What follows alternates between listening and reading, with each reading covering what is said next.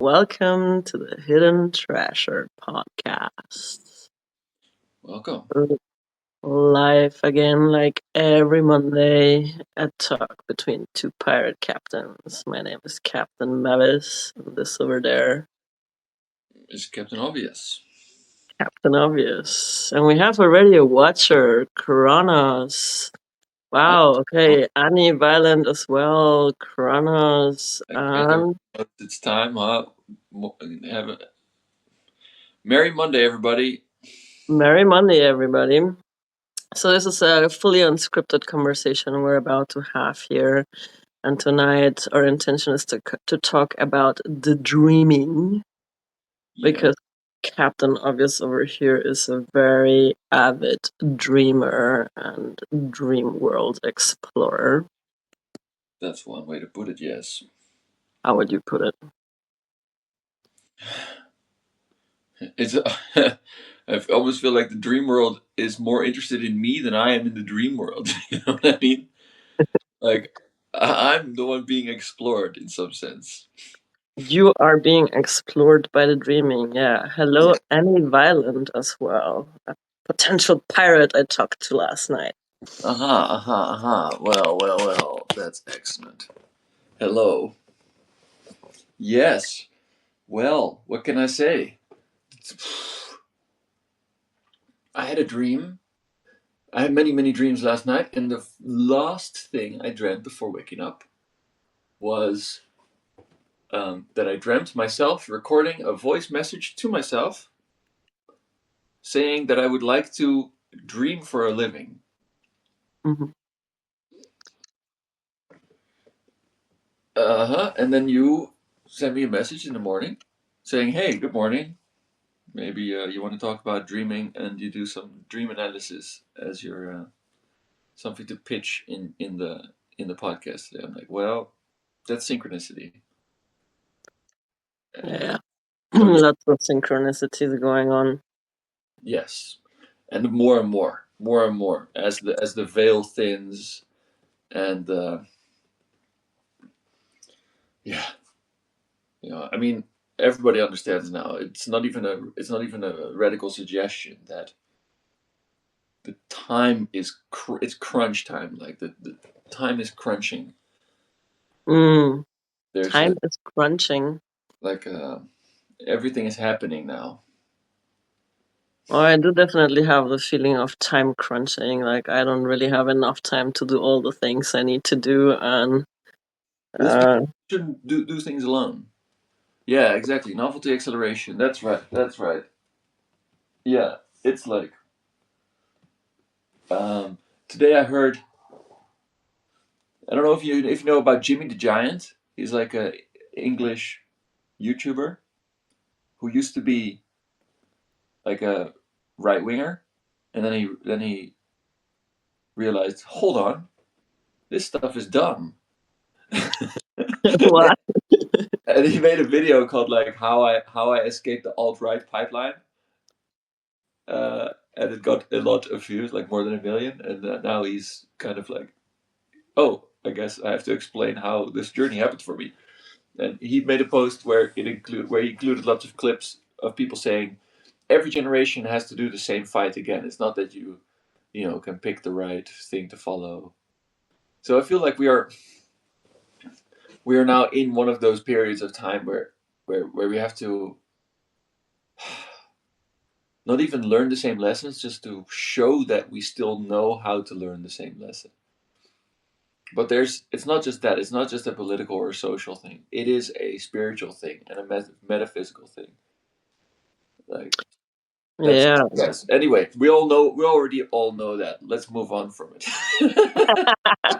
Welcome to the Hidden Treasures podcast, where we already know all this stuff and we move on from this as the established baseline. Well, as I like to say, it's too late for anything but magic. So, Thanks. we gotta seize the moment of this acceleration. Oh wait, look, Wayback Machine is back again because he Welcome back. doesn't like our podcast at all.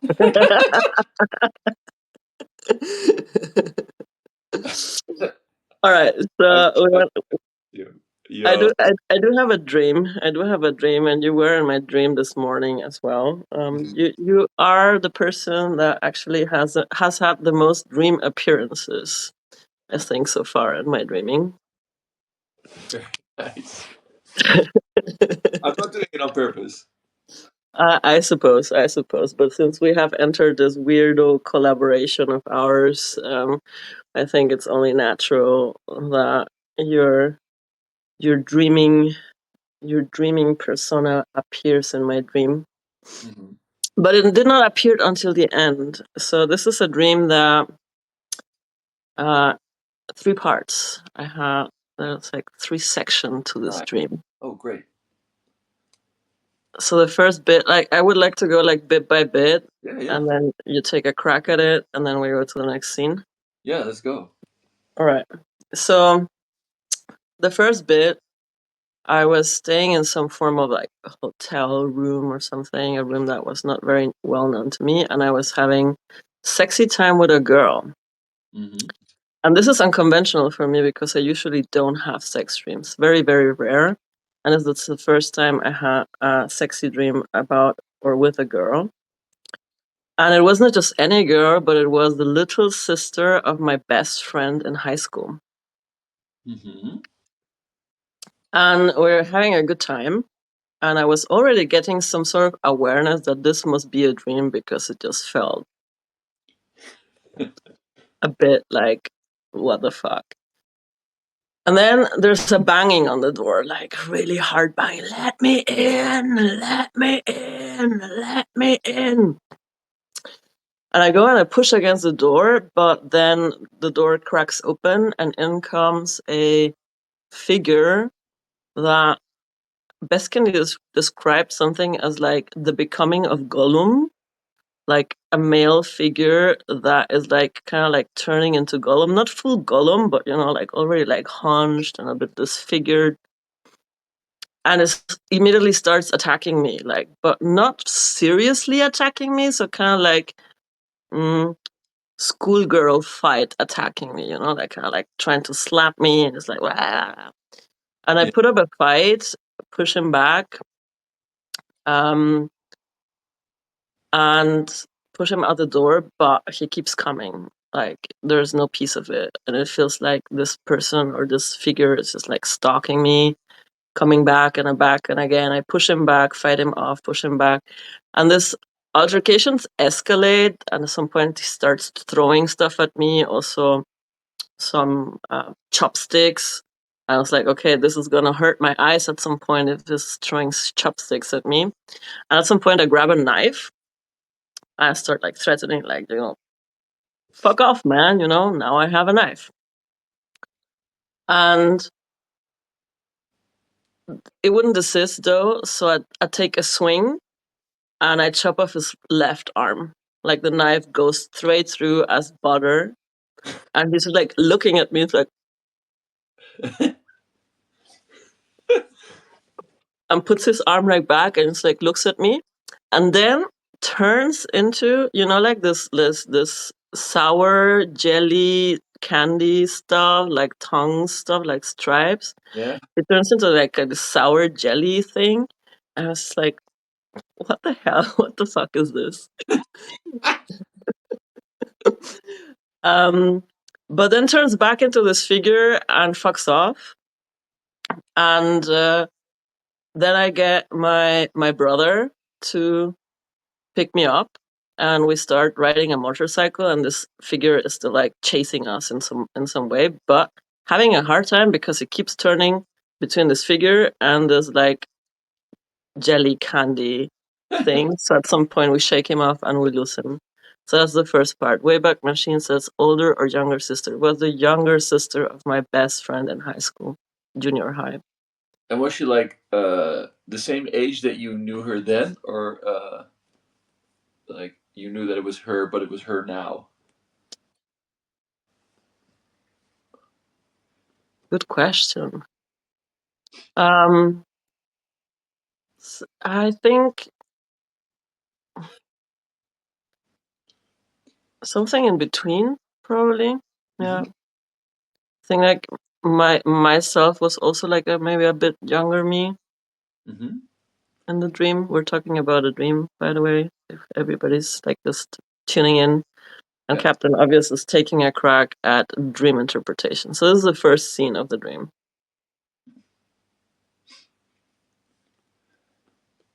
And is she still there? He starts banging on the door and shouting to be let in. Is she still there? Like, or is it, or does this noise just sort of wipe out the previous scene? No, she's still there. Like in the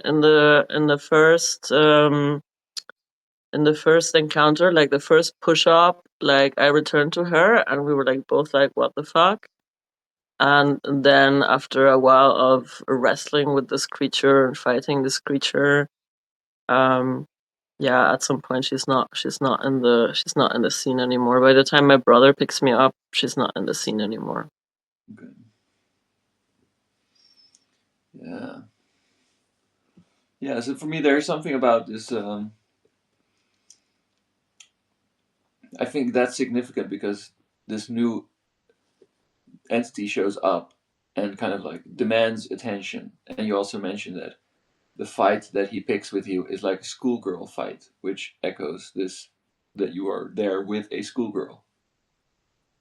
And then you say that the fight escalates. By the sound of it, you're the one escalating it. He's throwing the chopstick at you. You're like, okay. I pull a knife and start threatening. And then he doesn't stop, and you cut his arm off. Like, okay. uh, so I get that he sounds threatening, but it sounds like he's noisy, and then he turns into a sugar candy, Yeah, and he reattaches his arm. yeah. He reattaches his arm. Yeah, Yeah, because their sugar candy is like it okay. just sticks. Yeah. So the thing is like, well, I mean, maybe he's sweeter than you let on. Like maybe it's an acquired taste. Sweet and sour. Yeah, and he's Gollumifying. He's on his way to becoming Gollum, and maybe that's how why he wants attention. Maybe he's asking for help. He's like, I'm becoming Gollum. Ah, he can attack you. And your reaction is chop his arm off so he can't attack you anymore. It's like, that's not, you know, maybe, he came to your house. Maybe he's coming for help. Hmm. Let me in. Why? What's so urgent? What's so urgent? Yeah. Like, and what? Why is he interrupting a scene with me having fun with another girl? Yeah, because maybe there's like, well, and it's not just a girl. It's like a girl from like your, in a way, childhood or youth time, and it's like interrupting this sort of, in a way, nostalgic, um, like maybe also almost masturbatory, but maybe my maybe I'm projecting my own uh, uh, So, ideologies. so I talked. Of course, I talked to my alchemy bot Yeah, about this, and his suggestion was that this is an unintegrated animus part that is wanting attention. I mean, yeah. It's interesting that it's that you then get the help of your brother to get away from him and get like on a motorcycle and just drive away from him. And I noticed this also like turning away from something that wants to interact. That wants to interact and wants to be integrated and is just throwing a tantrum, but I perceive it as threatening. Yeah, great. And he's sweet. He's like sweet but sour. He's like sweet but yeah.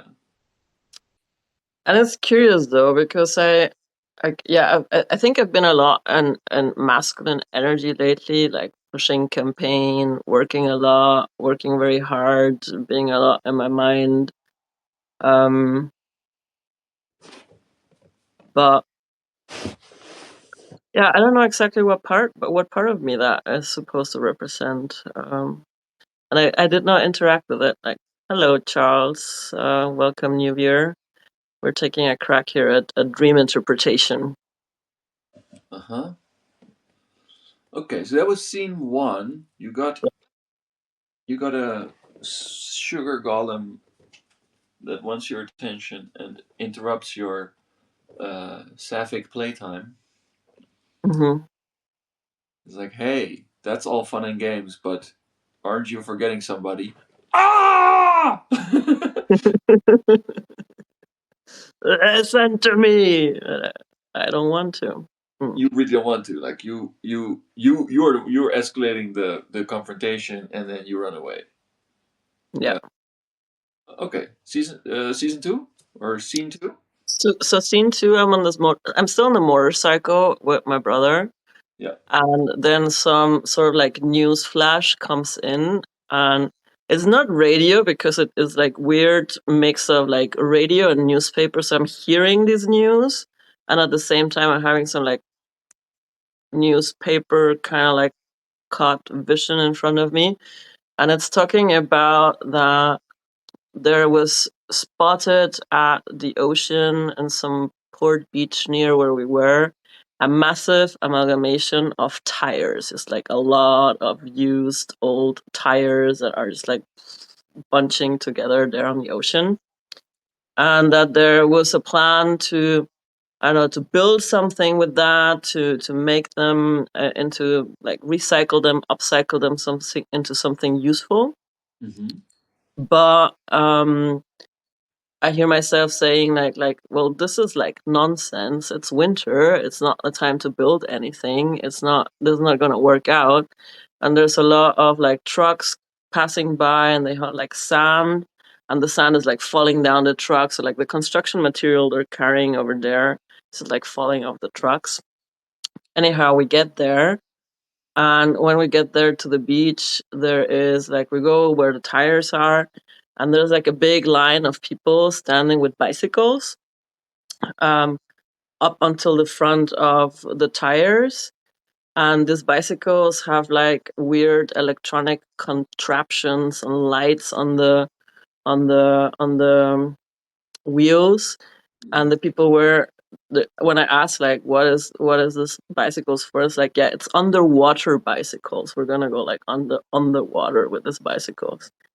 And upon a closer look, people were having like raw steaks on the on the baskets of the bicycles. And when I take a closer look at one guy who was like poking with a fork at his steak, the steak was like full of worms, and I felt disgust. And then I take also a bike. I was giving a bike, and I look at my bike, and there was no steak. There was chicken. I was like, oof. Fortunately, chicken. And then I take a take a bite of the chicken, and I don't feel like really taking a bike to going onto an underwater expedition. Um, and go back to the beach. And it's like I'm chewing on this chicken, but I really don't feel like swallowing it. I'm like chewing, I kind of not really chewing, like just mulling it over in my mouth. Yeah. And at some point, I was like, no, fuck that shit. And I see some birds, I spit it out, and I give it to the birds. And in that moment, I spot like a punk guy. I don't see his face. I just see like, like big hero punk, big leather jacket, boots, all the things. And Yeah. he goes through a stone archway to the left. I was like, okay, curious. I follow. And I go follow where he's gone. And I don't see him anymore, but I see a door that just closed. So I enter that door. And I'm standing in a bathroom, and I see myself in the window, and I have blue hair. Right. And I was like, this must be a dream because I don't have blue hair. I used to have blue hair, but like 10 years ago. And I look at like the bit of the root, and there's just a bit of like dark hair coming out. So like, okay, like maybe I dyed my hair like 2 months ago, but no, it's been 10 years. I'm sure it's been 10 years. And this is like yeah, this is the. I go out of the bathroom. It's like, yeah, well, it's cool to have blue hair, and I found that peculiar because you remember the picture that I made about us on this podcast, where you're sitting all You there. have blue hair. I have blue hair there. Yeah, Was that the end of the scene? that's the end of the second scene. Yeah. Interesting. So let's take it back because there's a lot of elements that go backwards. I'm noticing that like this punk guy who goes through a stone archway, which is like a portal, an ancient portal, and this is a construction. It looked like more natural than constructed, actually. Excellent. Okay, and so anyway, he is obviously like a he is also a animus figure. But this one, you follow him. He goes through the archway and to the left. And in the way left is also like the unexpected side. It's like, oh, okay. And you follow him in and you go to the bathroom and you see a mirror, I guess, and you see yourself in the mirror and you have blue hair. Blue hair is also kind of punky, right? Or you were kind Yeah. of with leather jackets when you had blue hair. Yeah, I did have some leather jackets, and I was a bit on the punk side of life. Yeah. Maybe this is already maybe this is a part that is integrated.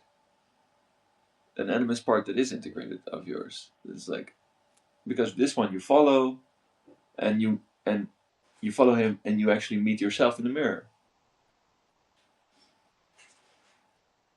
So maybe you do have a type or a side that you are happy to follow rather than get away from. Anyway, And the more rebellious side, the more like let's go do revolution side. yeah, and it's kind of like yeah, there's also a sense of autonomy and self-directed because he's going somewhere. You follow him. He's not knocking on your door, getting your attention. Um, and before that, you have the the bikes, the group of people with so the thing is there are a lot of tires in the ocean. There is a lot of tires in the ocean. Like there's a lot of plastic from tires in the ocean.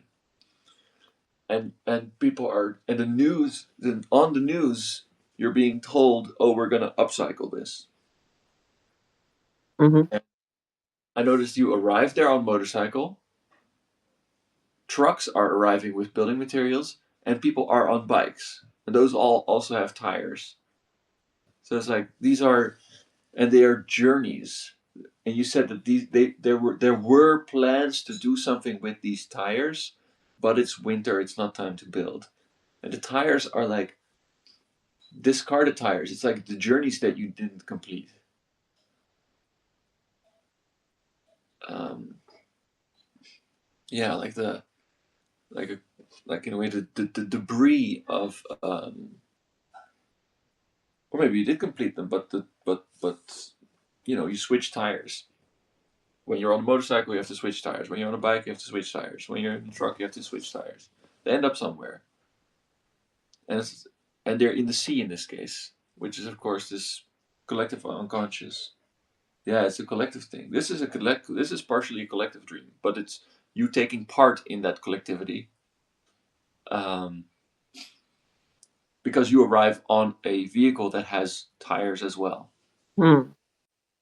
So this is like yeah, it's like bringing you to attention about your part in the collective, in a way, the collective trauma dump of uh, all these tires in the sea. And people show up there with bikes and they have raw steaks, which is another, in a way, of some sense, traumatic thing because there's worms in them, like maggots in them, and you feel disgust to this, of course. But and then you have your bike and you see chicken. And you're like, okay, relief that it's chicken. And I remember that you sometimes eat chicken. We ate chicken together. Yeah. But have like, okay, you're having it in your mouth, but you don't feel like swallowing it. And you give it back to the birds. Like a chicken is a bird. It's like, hey, this is yours. Sorry, like this is not mine. I give it to the birds. And they're also the messengers of the gods, and they're like the soul. It's the soul. It's like, hey, I give. In a way, you're giving this up for the sake of your soul. So Mm. it's about going vegetarian basically to stop contributing to the collective trauma. And I felt like the stakes would have been also like shark bait in some way. Like these people were going under, right? Like this, and oh that seemed like very nonsensical and absurd as well. That these bikes were supposed to like they're just like we're preparing to go with the bikes underwater, having stakes as shark bait. right, like people showing up to engage with this collective trauma or this collective debris of the tires in the water, but they're very unprepared. Like they're anti-prepared. They're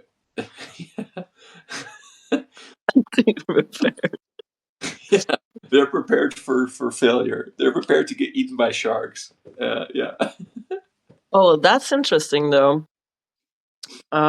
Because we've been talking about this bit about soft revolution, right? And Yeah. how the technocrats like they want us to get like all in line and all rallied up and all to the front line and get angry and everything. And that feels like shark bait. That is, yeah. And we get a great point here from Kronos in the chat. Contrast Mm. that to the punk revolution guy. Yeah, it was like not playing this game of getting baited into like, oh, your personal ecological footprint, and you like, yeah, getting into the collective delusion that you can just And I like think he was upcycle. contrasting it to the Hobbit. Like he said, like Gollum turned into a Hobbit was actually a pretty normal guy, well integrated into Hobbit society before he like found the ring and started going all like my precious, my Yeah, precious. exactly. Gollum just got corrupted. He was not. He wasn't some evil. He was not selected because he was uniquely evil. So what does it say about my animals? Like there's this Gollum creature uh that I don't want to pay attention to, that I feel is somehow threatening, and I take extreme measures to not Yeah, to not engage with it. yeah, yeah. You like, yeah, disproportionate measures. Disproportionate measures. And in a way, okay, as the Gollum, okay, indeed, the Gollum as this character is like a so the corruptible in man, the weakness and the neediness and the Mm. selfishness, um, yeah, of men is, yeah. In a way, and you perceive it, and the temper tantrums that they throw, you perceive it as a threat in this dream, and you like as a credible threat. You don't. It's not that you like, okay, calm, okay, here, relax. Yes, yes, I get it. You're angry. Yes, yes, relax. Come in. You're like, no, no. You pull a knife on this guy, and you use it.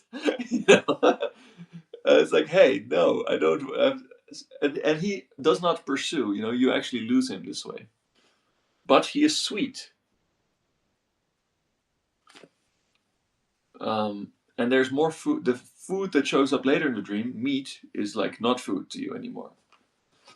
It's bait. Shark bait. Um, yeah, like my alchemy bot also, like he said, this desisting from like, no, fuck off. I'm not gonna take these bikes, and I'm not gonna be shark bait. I'm not gonna go down the water with all these people standing in line just to go in the water with stakes in their baskets to become shark bait. And stakes is like the stakes. Like they carry Stakes. stakes. It's like they have their piece of meat, their pound of flesh. Like they feel invested. And it It, was really like big pounds of flesh. It was not like a yes, small steak. It was like big pounds of yeah. flesh, actually. And Yeah. it was the news. It was in the news. Like, hey, we're gonna upcycle this, and people show up on bicycles. So they show up for this upcycling process. Mm. And then trucks come with material to do something with it, but they are spilling their sand, which is like wasting time, spilling sand. Yeah.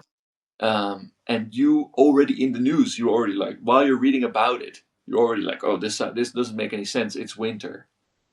It's not time to do anything with this stuff. Like you have a sense that this is nonsense. And then you notice indeed this uh, punk guy who's going through the stone archway that I ask you, is it constructed? You say no, it's not constructed. It's natural. So there is already a path or a way or a portal that is natural, and he's going through it. Like he is not reading the news. He is a punk, and you follow him, and there you meet yourself. You meet, in fact, a version of yourself that you have already inhabited. Um, and in a way, and you see that she has blue hair, but the blue hair is growing out. So partially, you're like going through this process of like growing out of that, but but you are confronted with it. Like, hey, this is still you. This is still a path. This is still a portal. If you're concerned about what's going on with the collective trauma dump, with the ecological disasters, and with the people being confused and getting rallied into showing up to like basically throw themselves to the sharks because they want to be part of the solution, that you have a role to play there that you already know, because you've been there when you were in this. Yeah, it's like, remember back when you stopped dyeing your hair blue around that same time. What were you doing then? How can that side of you participate and contribute to this collective problem? Well, I was working in legalizing marijuana when I stopped dyeing my hair blue. Uh-huh. Yeah. Well, yeah, so maybe there is some campaigning for you to do there. Maybe there is a bit of a revolutionary fight in a, but in a, not in a like follow the gang and be and join all the naive, but just like you, like in like a, yeah. Wayback Machine is saying I used to take acid and then go to sleep and would have dreams like that. Yeah, fun. That I sounds can do that without acid. It's more of like a marijuana detox dream intensity increasing um situation here. But yeah, campaigning for marijuana, drug legalization, consciousness expansion. I mean, in a way, I'm still doing that, right? yeah. It is conscious. Um, and Yeah, it's been part of the journey so far as well. This has been a lot of what I've been talking about. It's not about like rallying the masses to put up some like massive fight or not. Like what I'm the path I've chosen is more of like, okay, let's find the top notch weirdos, but also the punks, the the punks. in a way, pirates are punks. They're like not following the crowd. And I think, and I like this idea of like not taking the bait, and even the chicken, even the like, oh, you don't like steaks? That's too much for you. You disgusted. Here's some chicken. No, still not. It's and you are an expert when it comes to underwater and going into the deeps. It's not that you don't want to go deep. It's not that you don't want to go underwater. It's not that you don't have a role to play there. But that ain't it. That made me curious as well, because when I was down with the bikes, I was like, oh right, an underwater expedition, right? I did feel the excitement because I usually feel the calling to go into the deep and go exploring the fucking floor of the ocean, and that like that longing for the deep end of things. But in this case, I was like, nah, fuck that shit. I'm not up for it. Like this bike thing is ridiculous. Like underwater bike thing. This just not gonna work. Yeah, yeah, and it's not the time. No, it's fucking winter. Yeah, yeah, yeah, exactly. So, Mm. so instead, you seek another path, and you get this animus punk to follow. And Stone. he was working like very determinedly. He didn't even look back, you know. He was like, it felt like he knew where he was going. And for me, it was also no hesitation. Like once I spotted him, you know, I just was like, okay, fuck that chicken. I threw out the chicken. I just like followed the punk. Yeah. So yeah, this is definitely a sign of like, hey, don't take the bait, don't take the other bait. Follow the punk. Don't look back. Yeah. It's like, yeah, excellent, excellent. Charting your own course, or in this case, following the people who are charting their own course. Yeah, that's where you find yourself, and it's like an ancient thing for me when you say the Stone Archway. Yeah, it felt very ancient. Yeah, Felt very ancient. and because you mentioned that you were campaigning for marijuana legalization, but I know that it's in a broader context of a fight for consciousness expansion. Yeah, yeah. Like when I decided for that, I was like, okay. I mean, before I started campaigning for marijuana legalization, I was with the Greens. I was a politician with the Greens, right? And that's when I had like my blue hair I and hear you. Well, was also sporting the punk look. Um, and when I decided like, okay, if I cannot change the system from within because politics just sucks and it broke me, then the next best to do is sort of like hacking the system by legalizing consciousness, expanding medicines. yeah. Oh, yeah. That echoes the sense of like, oh, it's not the time, it's winter. Like, it was not the time to fight the system directly because it was winter. It was a winter of consciousness. So you had to, it was more about waking up the people and giving them the tools to wake themselves up than it was about getting the right policies implemented. Hmm. We're with the Greens. So you do have an investment in uh, this story of like the pollution of the oceans. Like these are things that move you, but you're trying to, but yeah, but you see through that. You see through that the way in which this shows up in the news and the way that this is used to manufacture mass movements. I see the fnords, man. Yeah, different words exactly. I saw the fucking snorts in the news bit. Yeah. And I have to think somehow Fnords is also a Golemy thing. How so? Yeah, just to get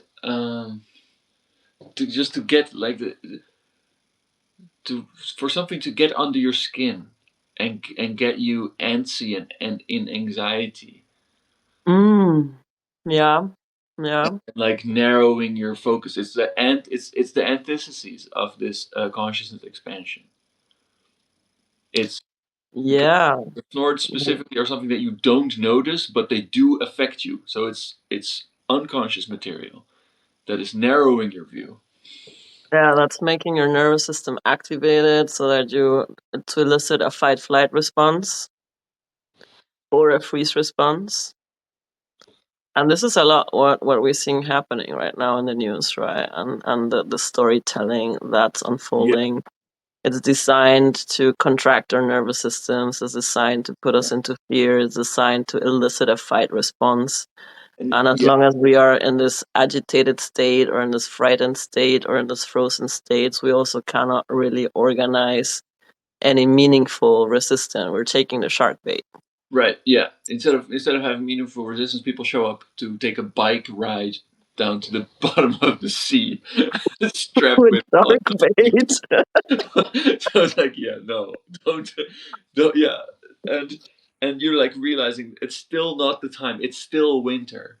We still have the journey is still consciousness expansion. That's still the game, uh, and you know that because you face yourself and you see your punk struggle time is like, yeah, this is it's only just past like the the roots underneath are visible, but this is still in play. This time of life is still in play. Um, Good enough for scene three. Yeah, yeah, that Let's works. let's first address this question from Wayback Machine. How is it going with the wheat withdrawal? I'm going to start that many dots next week. Yeah, I'm also doing it a little bit, and the dreams are. I was downplaying. I was pretending like I was not impacted, that my dreaming was not impacted, but no, I have more bright dreams now than I was before. I feel also my dreams have become more lucid. I don't have like full control of the dreaming yet, in the sense that I can shift the dream at will. But I feel like mostly I am being more conscious that I'm dreaming. Like during this dream, there were a couple of scenes where I was like, "This has to be a dream." Like I'm certainly dreaming right now. And also making a note while I'm dreaming is like, oh, I need to write this down once I wake. Like I need to remember this because this is like good shit.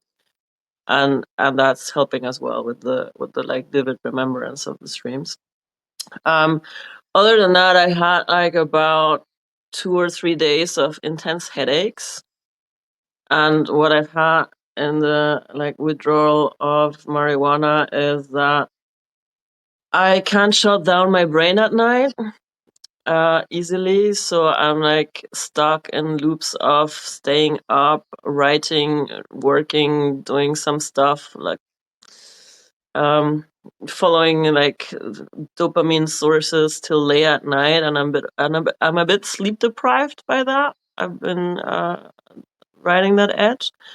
But other than that, I feel very good. I feel yeah, more awake, more alive, more focused. Um I feel a bit more vitality coming back to my body, and I don't have any cravings actually. I There was a moment yesterday when I was walking down the street and I got caught the sweet smell of it. I was like, sweet Mary Jane. But I didn't really get any cravings, and I noticed that, and that was yeah, that feels it feels refreshing right now. It feels refreshing right now, is to be more clear, and yeah, also having expanding sense of like lucidity is coming back into the dreaming. Hmm. One thing to note about that is you mentioned, oh, I don't have full control yet, like being able to shift. But this word yet suggests that somehow getting full control is like a desirable outcome or a destination or like a proof of achievement. I don't think it's that cool. To I think, to shift the dreaming. yeah, because you're showing up in a theater and it's like you realize, and okay, you realize that you're in a theater. That's great for you, but that doesn't mean that there's a benefit in like standing up and getting on stage and going like, hey, no, stop, let's go do something else. And the actors are happy to like, or not happy to, but they're willing to play along with you. But you might miss the message. You know what? You know what I mean? Fair enough. That's a very good point. It's a very first fair point. It's like, why the fuck would you want control over the dreaming? Yeah. But the lucidity is great because indeed it helps you to remember it more clearly. Like you're doing excellent. You're getting to the point where you have like, okay, you have three scenes. They are connecting. You see how they connect. You recognize the themes and the players. And it's very nice. Like that's the real goal, I think. That's and then to work with it. Uh, it's not really about like the dream's trying to tell you something. And of course, you're like, yeah, I don't want to hear it. I want to fly. I want to have sex with people. I want to, I don't fucking know, do crazy shit. But like, no, that's not the game. Like my dream world usually is like full of quests and missions. I always have Yeah, like either quests, missions, adventures, something to solve, something to get at. yeah, So I was genuinely surprised to having a sex dream. Yeah. yeah. But it was also setting the stage. Like it was like, hey, you are engaging with like you're entertaining yourself with if I have to put it like, I'm getting a little bit of like judgmental sort of like, hey, this is small, this is contained. It's like it's nostalgia somehow, and that sense of like uh, enjoying yourself, like this circular enjoyment that I'm projecting onto the fact that it was with a girl who was from your past. It was like a childhood figure in a way. But interesting also that the shadow figure would like take me out of a scene where I was enjoying myself and just like playing and having fun, and the dream world goes back like, no, no, you need to go back on mission. Yeah, and if it's not even, and it's not, and that's not even a shadow figure. That's this anima figure who is also like a golem, and in a way, the shadow figure is the girl that you're there with. Yeah, because that's usually when it's somebody of the same sex that you're not in like active relationship with in the present day. Is that's a clear that's more clearly a shadow figure. Hmm, interesting. Hmm. Do you have a specific characteristic for her that you remember her by, or like, hey, she is this and that, or she represents this and that? She was also kind of like a tough cookie. Mm-hmm. Um, like very like dominant, loud, um, but also yeah, like wild.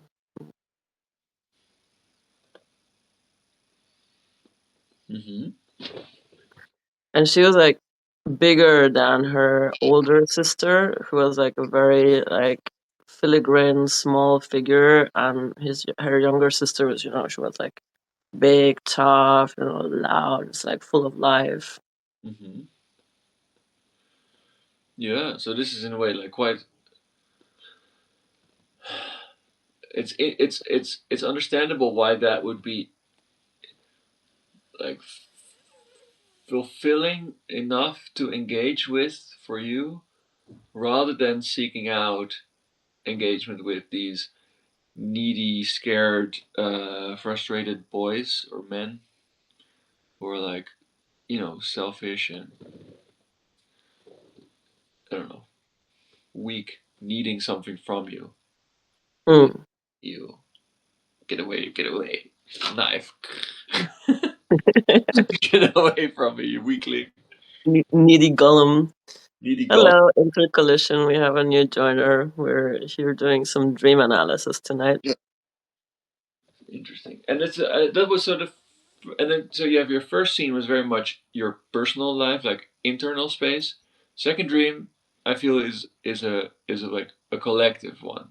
It's a collective thing, and then it shows you your role in that collective thing, which is, yeah, don't follow the mainstream, don't get sucked in, don't take the bait, don't be selfish about it. Just but find, but still, and you're engaging with it, but engaging with it as yourself. Engage with, yeah, the journey of supporting, like, follow the ancient impulse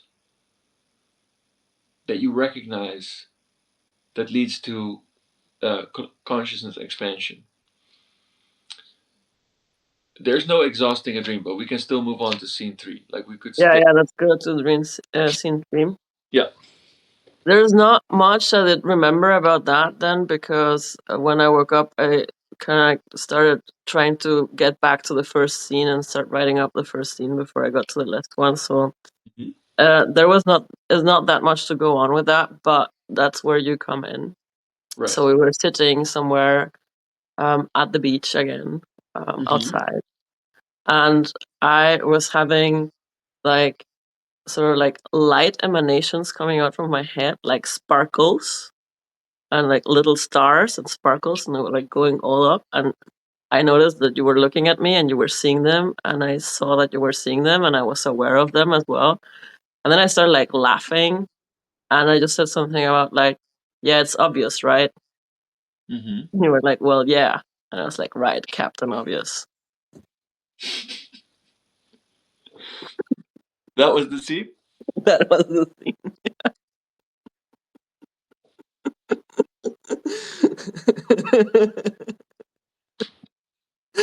It was like very like it was not like a halo. It was like very ridiculous, sparkly stars with like like bling bling bling, just like and moving and emanating up from my head. And Perfect. we're yeah, and you could see them. I could see that you could see them, and it was obvious. Yeah. So in a way, I mean, usually I would say, well, that's also an animus dream, but in this case, I think it was actually me because why wouldn't be? Because we talk about dreams. Um, we're back at the beach. You went through this archway, and it reminds you of this consciousness expansion service through following yourself. And now we're at the beach, and you have this sparkly stuff coming out of your head, like you described. You made a motion that showed me like It goes crown up. chakra emanation.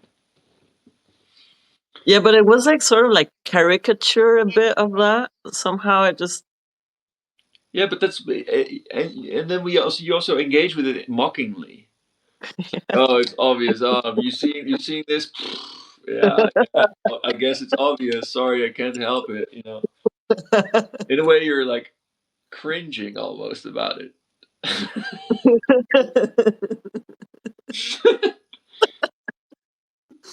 um, yeah, I mean, interesting. So it's a third stage. This is, in a way, what happens when you do have this consciousness expansion as your step. It's opening up to the inspiration and it's also a much more peaceful scene. Mhm. We're at the beach, but all this noise is gone. Yeah, yeah, yeah. It was a very peaceful scene. Like we were enjoying the beach. Yeah,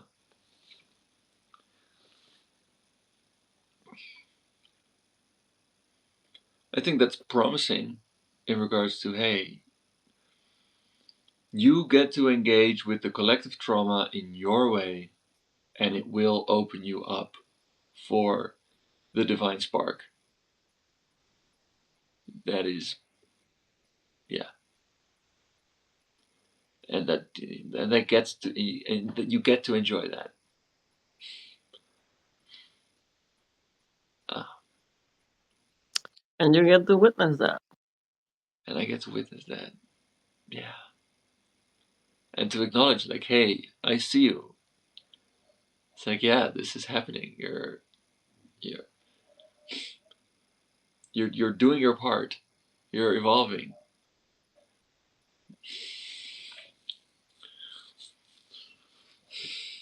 and that is the collective service. Like that is why we're still at the same. Is it the same beach? I imagine it doesn't have to. I mean, we're at the beach again. We're yeah, we're at the beach again.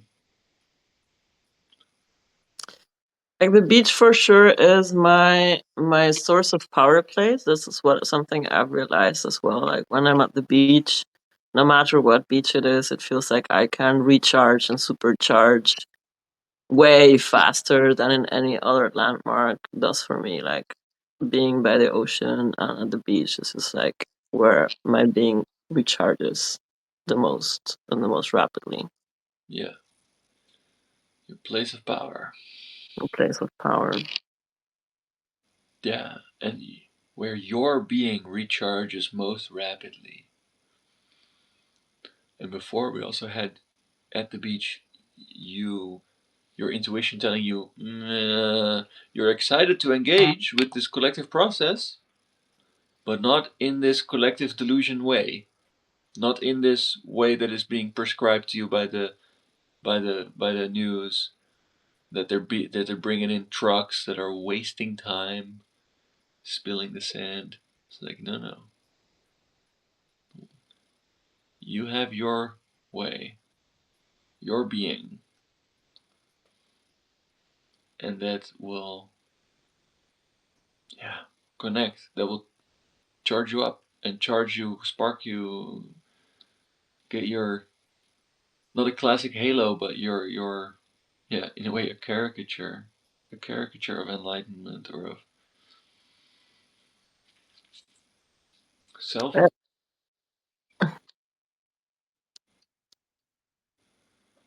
Yeah, there was something. Yeah, it was not right out mocking, but maybe there was like some bit of like, yeah, yeah, I know it's there.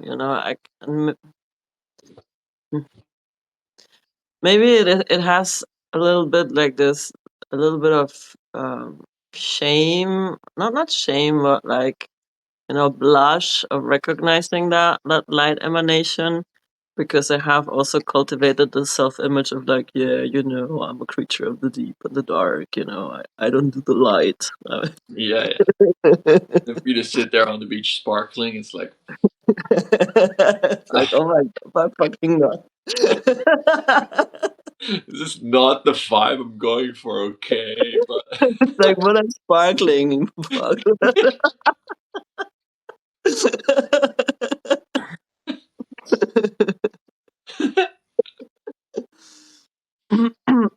yeah, but maybe that's kind of, and I'm getting like the contrast between that and this, like you say, like this girl who is also like tough and like tough cookie, who is also that in a way, this nostalgic for that, um yeah, tough, I don't need a guy, fuck these, yeah, yeah, in a way it's like,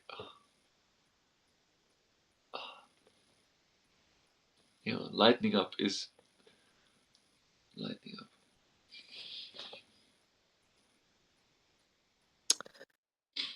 Yeah, so takeaways. Embrace the sparkle, say no to the needy tantrum throwing man. Or rather, really, it's not even that say no to them, it's they're not a threat. That neediness is not a threat to you. So you don't need to react to it as if it's an attack. This is also wanting to be integrated. Yeah.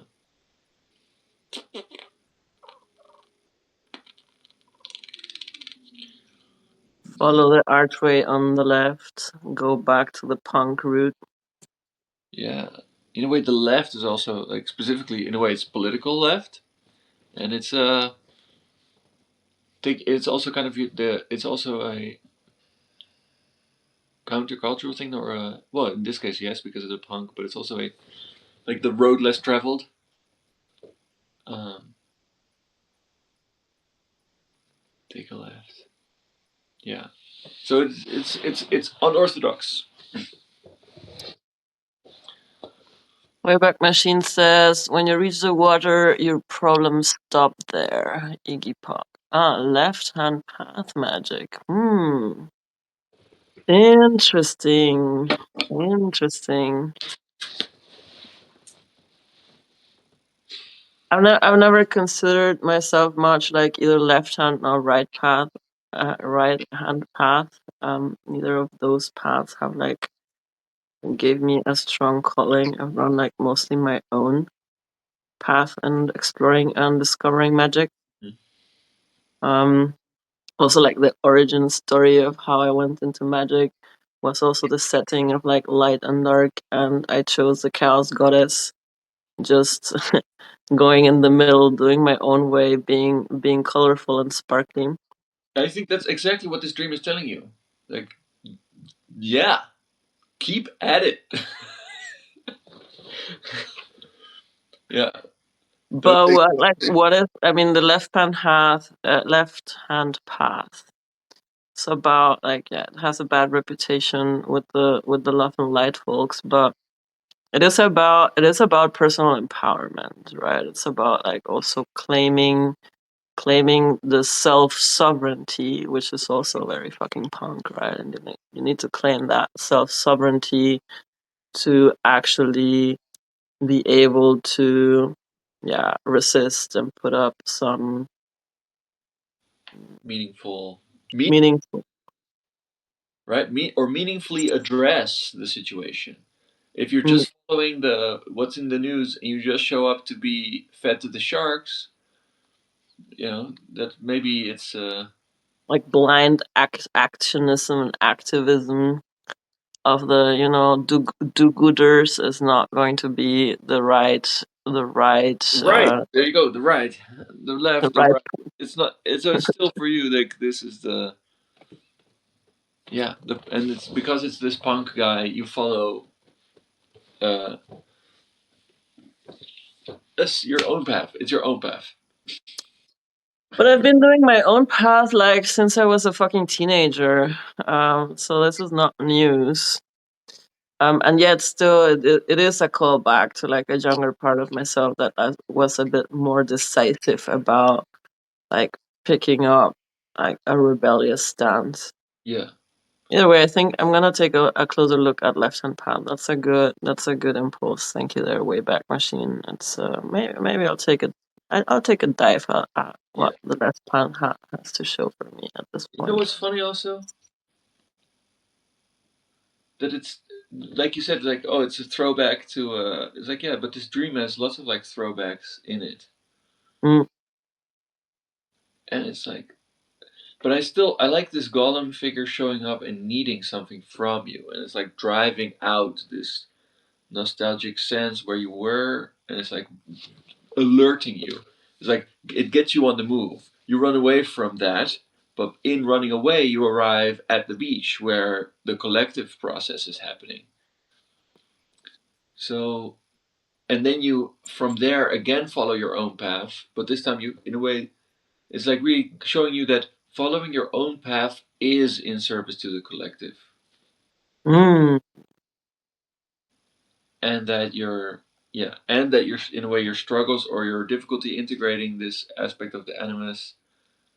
It's like, okay, maybe you have a particular way that when it's about animus, the way you want men to show up in your life, it's you have a particular image of that, but there's still also, yes, but men are also going to show up in your life needy and like trying to get attention that they need rather than because they come to give you worship or pleasure or joy. They, and that is also something to not be scared of, not be threatened by, because they're sweet. They're actually sweet. It's about and you're like, ooh, this is sour, but it's sweet. It's like you need to let the sweetness in. But for I them, like the sweet and sour candy. Like it's my favorite candy actually. exactly, it's your favorite. But you don't notice that he's that until you cut his arm off and he just sticks it back on because because he's this and he looks at you like, that's not what I came here for. I didn't come here to fight you. Yeah, I came to. You've been locking me out and enjoying this sort of hard, um, tough cookie. Tough. You've been enjoying tough cookie, but you've not been. But there's also sweet and sour candy, and you're kind of like, and you locked him out, and now he wants in. So yeah, you know, fun. And then So Kronos Chaos here says, if you're not self-empowered, then where would be the power to serve the collective come from? Yeah, right on the right, spot. and that's why people are like eating maggot infested steaks because they feel like, oh, the stakes are high. It's like, oh, the stakes are so high they're actually being consumed already by maggots. It's like, oh, it's like this collective trauma about, oh, it's too late. Like, look, things are spoiled. The stakes are spoiled somehow. But there are other pathways, ancient pathways, that we can walk through, uncover, and there is where we find empowerment. Open the doors of perception. Stop running away from the reflections that we get from each other. Embrace the sweetness and the light. Become Sparkle. of the light by following our inner authentic drive core things that we know, and you remember that back in the day when you were doubtless and inspired, and you knew where to go, and that side is still like, hey, yeah, it's still calling you. Still time to take the torch. Yeah, Yeah, go left. go left. Go, yeah. In all Left is where the heart is. in Yeah. all its facets, including also the punky.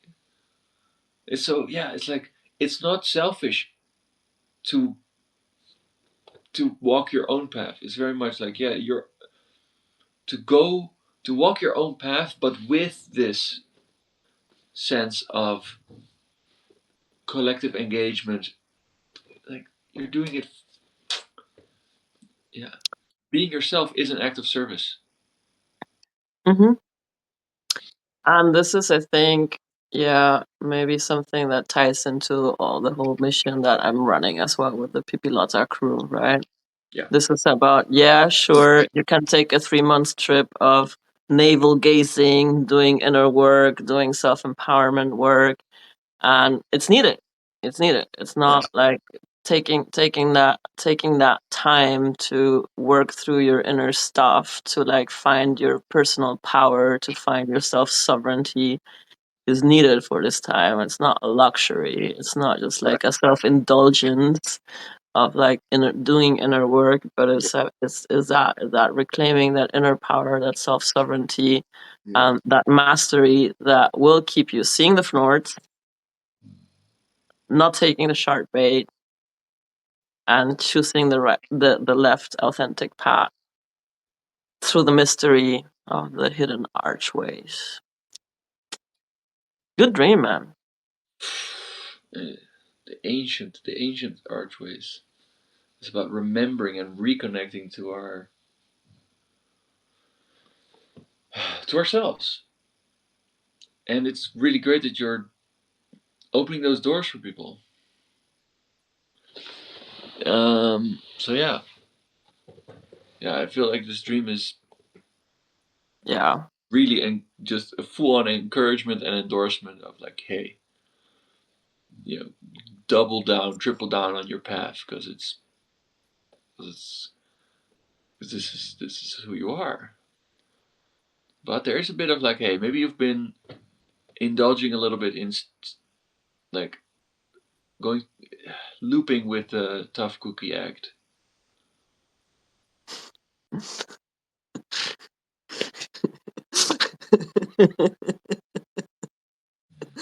Ouch. Okay, give me the scorpion medicine now. That was it. No, that was already it. Like, hey, That okay, your embrace your own neediness and your own need for attention and scared and like, oh, like maybe you are afraid of being a selfish golem about this, and maybe that's why also the Pipilota journey is like, this is clearly your offering, your collective service right now, and that's why it keeps filling up. But that's also why the recruitment process and enrollment process is kind of like a harebrained scheme, last minute stressy thing, because that's how it's confronting you with your own insecurity and your own neediness and your own fear about being accepted and being loved and being worthy of love and having something of value to offer to people. And that's how it needs to show up, because you're not acknowledging it uh, on its own. So if you're like, oh, okay, I'm offering something, but I'm scared I won't be received, and I feel like I'm imposing on people by asking them, hey, give me some attention. I have something to offer. I know maybe I'm pushy, maybe I'm too much, but I'm sweet, and you need this. This is valuable. Um, now you made me cry. you asked for it. I asked for the scorpion medicine. Yeah.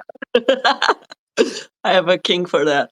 I was just talking to one of the to another possible recruit last night, that I found in the Chaos Magic Discord group, and he was saying like, yeah, he's like Moon Scorpio, Sun Scorpio, Rising Scorpio, and Venus Scorpio. And I was like, yeah, Scorpio on steroid. I have a king for Scorpio on steroids.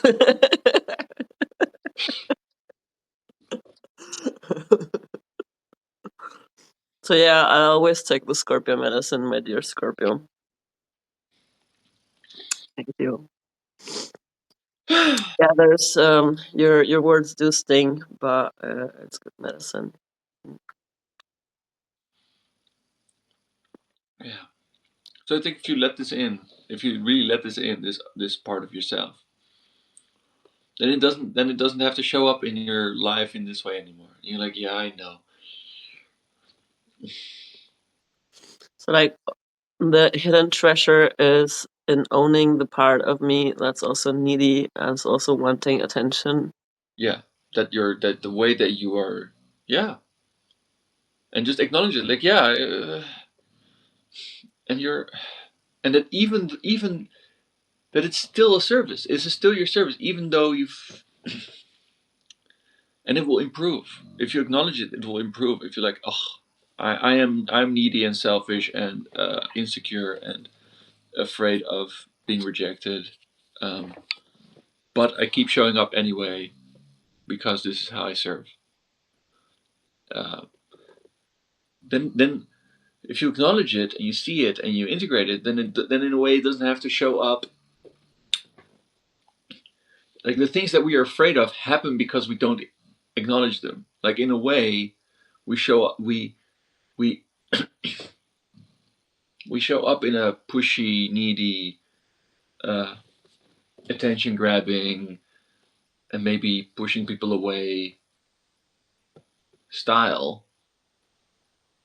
precisely because that's that's what you're afraid of. Yeah, like the whole marketing for me is still it still has like a taste in the sense of like I feel like I'm imposing on people. I'm just like being, I don't know, pushy with the propaganda. I even call it propaganda because I can't Yeah. take marketing seriously. Yeah, maybe it's like maybe in a way this golem is showing you how you fear that you are showing up in people's lives with your propaganda. Ramascal says cutting off the arm also means the hands are the primary way to manipulate the world. Ooh, do you remember if it was which arm?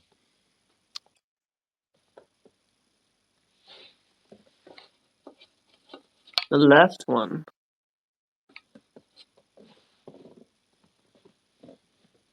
It was the left one, I'm sure. And but he just sticks it back on because he's sweet. It's like, yeah, you can do that, but it's part of me.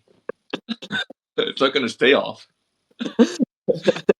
That's all. That's all you. You know? Left hand again, yeah. It's like, hey, it's misunderstanding when people chop off. In a way, when yeah, imagine like put yourself in the shoes of this golem character. It's like, hey, I know I'm pushy. I know I'm banging. I know maybe you're enjoying your your life right now, but I have something to offer,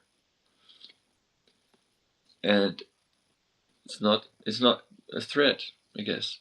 Yeah, I don't know. So just that, just like love yourself, love your need for attention, love your that it's also for you, that you're not just doing this. Okay, it's service, and you're offering something to people, and it's helpful for them, and it really helps people expand their mind and their consciousness. But there's something in it for you, and that's okay. Oh, there's a lot in it for me. I also get to do the work. I also get to write my ways. I also get to keep expanding every time I Right. run this journey. And that, you know what? That's something that I appreciate about you, and I appreciated that about the journey. That I don't see that in your propaganda. I don't see in your propaganda. Oh, I'm so grateful for this. Here are the wild adventures. Here are the big things that I notice happening. It's yeah. that's not what I'm not hearing you express this angle of it, like, oh, this is so fun and I'm so happy, and this is like, it's in a way it's kind of like dry and tough cookie-ish. You're kind of doing it like, no, I'm pushing this on because it has merit. Like, this is the look, this is the good shit. I'm like, here's the content. The content's great, but in a way, uh, uh, yeah. And while that appeals to certain people, it's not the full spectrum of really what the like, yeah. Maybe allow a little bit of your sweet, soft selfishness and how much enjoyment is in it for you in to how you present yourself, because you're lovable. And it's not just that you have tough cookie presentable project thing that has value that makes it okay. Yeah, it's your personality. It's, you know, Sweet and sour.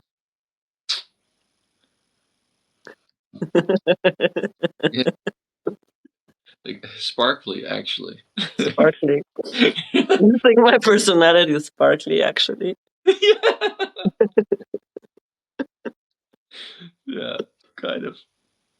It's like, no, I hide that, And can't see it. and you're acknowledging that, hey, if people want to go into the deeps, then they're gonna need better preparation than what they get from the news and from the newspapers and from the radio.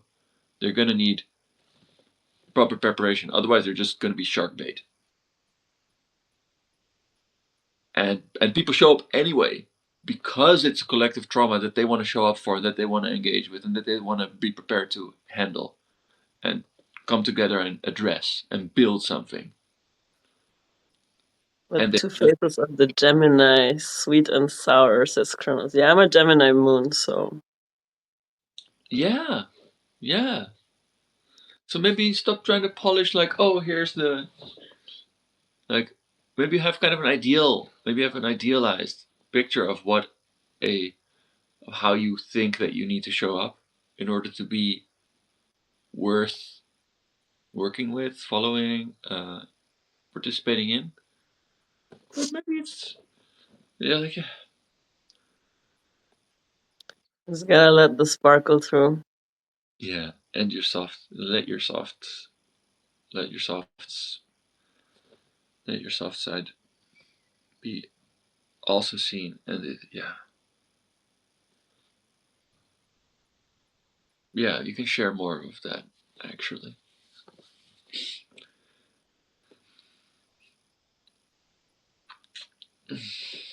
I Because yeah, like this golem also showed up like, "Bah, bah, bah, bah, bah, bah, bah, let me in. Bah, bah, bah." Did he also like say please? Like, did he first ring the doorbell? Where they're like, no, just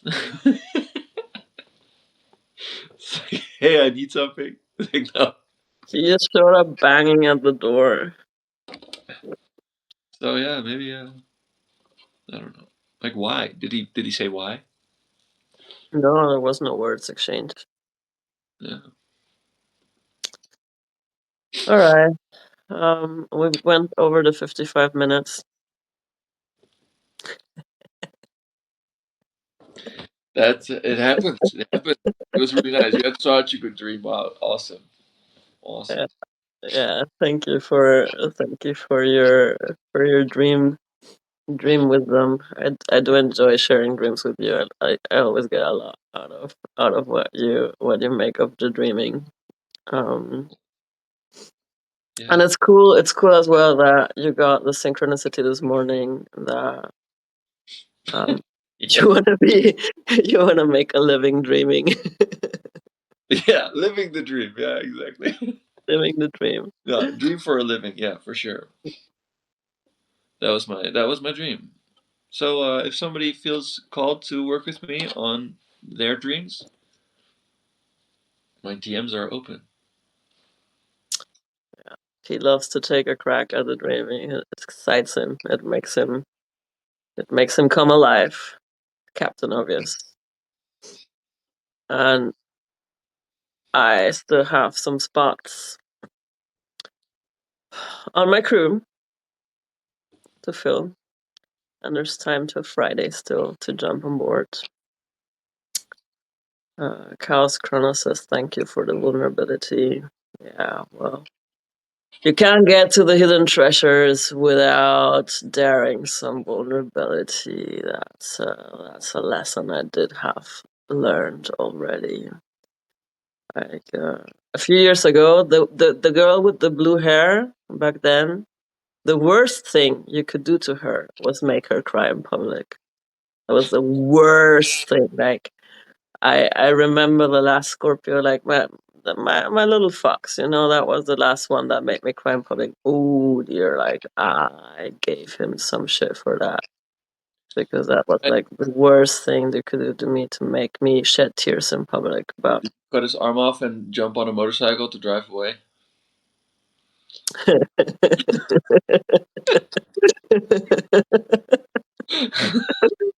No, well, But you could have. I could have bit his arm off. Yeah, probably. Yeah, thank you. This was a good session. Mm-hmm.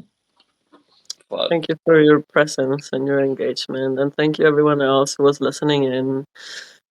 Kronos Chaos, and looking forward to our time together on deck on the Pipilotta.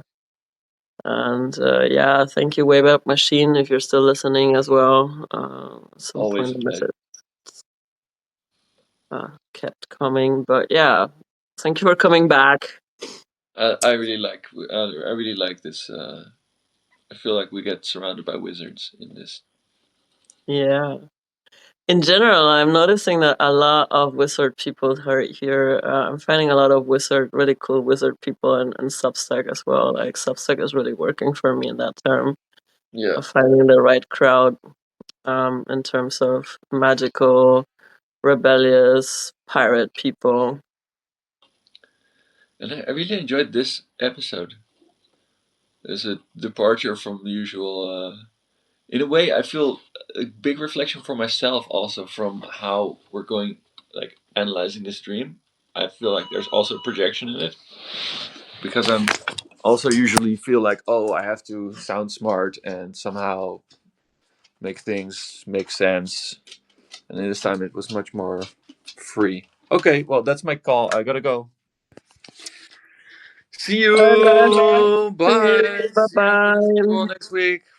Bye. Yeah, first I'm dying on Thursday too, right? We still have one ritual to go, and the map is not the territory. It's gonna be a death ritual. Looking forward to that. So, thank you everyone for watching and tuning in tonight. That's it from the Hidden Treasures. Follow your dreams, even if they tell you not to take the sharp bait, especially when they tell you not to take the sharp bait. And watch out for those snorts. Good night and good flight.